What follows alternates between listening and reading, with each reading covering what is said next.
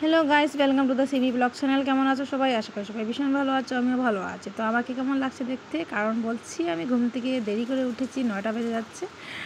আর এদিকে প্রচুর সোনা কী করছে দেখো, বৃষ্টিতে নামবে আর ঘুমিয়েছি কেন, এত বৃষ্টি দিয়েছে তার কারণে আর কি বলবো, উঠে পড়ে কোনো লাভ নেই। তারপরে একটু আরাম করলাম।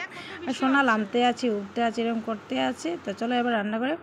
বাই নিয়ে আসলো কাঁকড়া আর মকা মাছ, আর সোনা থেকে দেখে খুব খুশি, কাঁকড়া খুব খাবে বলছে। তো কীরকম খাবে ওটাও একটা কথা, কারণ কাঁকড়া তো একটু শক্ত থাকে। দেখি কিভাবে খায়, তারপরে দেখা যাবে। তো চলো এবার আমি কাটবো গিয়ে মকা। আর বৃষ্টি মানে এত বৃষ্টি হচ্ছে আর ফ্লাড আসার খুবই সম্ভাবনা, আর পিছের সাইড দিয়েও জলও একটু একটু আসে যাচ্ছে। আর দেখো চিংড়িগুলো পুরো জিত্তা ছিল, সবগুলো মাছ তাজা তাজা নিয়ে আসলো ভাইয়ে।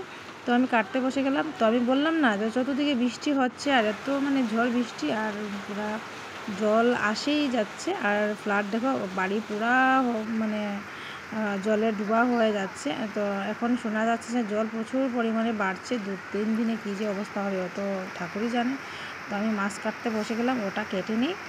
আর তাজা তাজা আছে বলে সঙ্গে সঙ্গে কেটে নিচ্ছি, আর তারপরে ভাজা বসিয়ে দেবো। তো দেখো ভাজাও করে নিচ্ছি। এটা হচ্ছে কাঁকড়া, যে বললো খাবে, তো তার জন্য ভাজাচ্ছি। আর এদিকে মা বানাচ্ছে কি, এটা হচ্ছে কাটল বিচি দিয়ে আর আলু দিয়ে আর শীতল দিয়ে বানাবে চাটনি।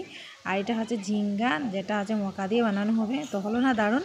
আর মার চাটনিটাও খুব দারুণ, হাতের চাটনি খেতে আমার খুবই ভালো লাগে, আর বিশেষ করে কাটল বিচির চাটনি। তো আমরা দেখো সব কিছু রেডি, ডাল আরও কী বানানো হয়েছে।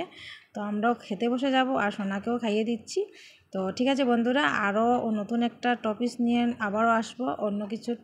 আর ফ্লাডও তো আসছে, ভিডিও দেবো আমি অবশ্যই। তো আমি ভিডিওটা এখানেই শেষ করছি। তোমরা ভালো থাকো, সুস্থ থাকো, পাশে থাকো।